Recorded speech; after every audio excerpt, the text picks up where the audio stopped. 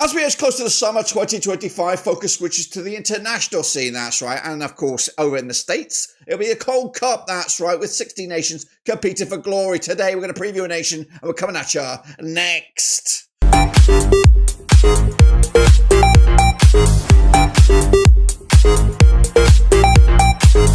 That's right, folks, but once again, with another video today. We're previewing the Gold Cup. We're going to take a look at one of the nations taking part in this summer spectacular. We'll get to that in a second. Of course, if you're new, where you been? Smash your subscribe button. You want subscribe for Gold Cup, World Football, Blackburn Rovers. We've got it all here under one rooski. That's right, 16 nations from around the globe. That's right. We do have a guest nation taking part in this summer spectacular. We'll get to all of that in a second. Of course, big shout out to the members and the patrons. You know who you are. So what we'll do today is, of course, look at one of the nations, see their hopes and dreams heading into this summer tournament. Are they contenders? Will they get eliminated in the group stages? We'll take a look at all that. We're going to start right here, right now. Look then, shall we, at Guatemala. That's right, joining us in the 2025 Gold Cup. They secured their spot as preliminary round winners. I'll showcase you how they did that in just a little bit. They secured the spot not too long ago, back on the 25th of March 2025. This is their 13th appearance, the 21st in total when you consider both the old school and the new rendition of the Concacaf Gold Cup. Last appearance was back in 2023. They have been winners back in 1967, and they have finished fourth place in this new rendition back in 1996, the golden generation of Guatemala. They're currently ranked 106th in the world according to FIFA. Can they challenge? Well, we'll see. Take a look at the key individuals. Aaron Herrera is your main man. He was born actually in New Mexico, the US of A. He currently plays his football in the MLS for DC United. He's a right back. Of course, good age, 27 and cool, 2 million rated. The man pulling the strings, though, is Luis Fernando Tena, who is Mexican, and he's currently contracted till the end of the calendar year with a 1.49 points per match ratio. That's, of course, the governor. What about, of course, the key personnel? Well, we'll have a look at those then, shall we? These are the most recent squad from this nation, with Nicholas Hagen between the sticks, Freddy Perez, Luis Moran as well.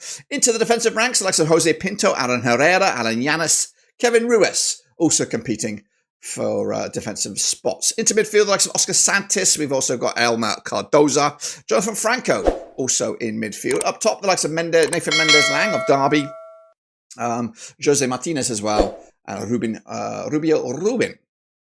to mix it up a little bit. What about the key personnel then for Guatemala in regards to stats and goals and figures and the like? Well, they should be on the screen any second now. There is Oscar Santis chipped in with 2 goals thus far. Rubin with 1. And, of course, the centre-back also getting on the score sheet there. Jose Carlos Pinto. Oscar Santis chipping in with a couple of assists. Rubin as well with 1 centre forward. As for the lineup, this is the most recent lineup for Guatemala. Freddy Perez, 30 years of age between the sticks. They've got the back 4 of Nicholas Samayoa, Jose Carlos Pinto, the captain's armband there, Jose Alderon, and Alan Llanes. Into midfield, the likes of Oscar Castellanos, Jonathan Franco. Then, of course, moving further forward, we've got Pedro Altan, Rudri Munoz, Nathan Mendez-Lang, and Rubin up top. So those have been the statisticians in regards to goals and stats, and the most recent kind of 11 there. What about, of course, the stats according to SofaScore? Well, the best player on the pitch has been Oscar Santis with a 7.65. Goalkeeper Nicholas Hagen with a 7.43. And Rubin, who's featuring a lot right here, with a 7.13 average. So not too shabby from him. And, of course, his faithful there. This is how they got there. Guatemala qualified very, very fine margins, actually losing the first leg to Guyana 3-2. But they pulled it back in the second leg to win 4-3.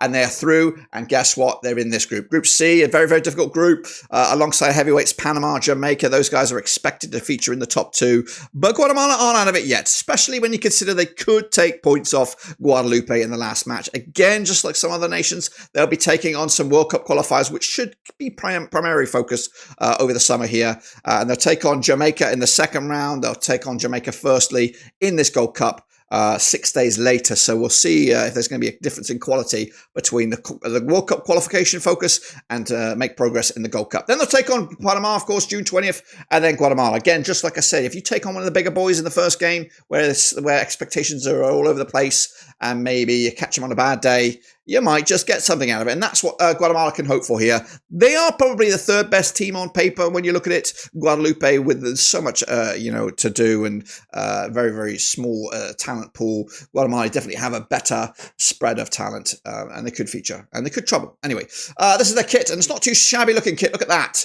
Very, very swishy looking kit, very reverse between the home and away one. So I'll be looking forward to seeing those guys later. And again, we're going to be ranking the kits in their own separate video. They're Guatemala, buried there in the center, the heartbeat of the Central American region there, alongside Mexico, El Salvador, Belize, and Nicaragua as well. What about, of course, my hopes and dreams for Guatemala? Well, I do hope that they can feature in the latter stages, but I just can't see them getting out the group stages when you look at the heavyweights that are in there. That's my take on Guatemala. Let me know your thoughts and opinions as we look forward to seeing them in this year's Gold Cup.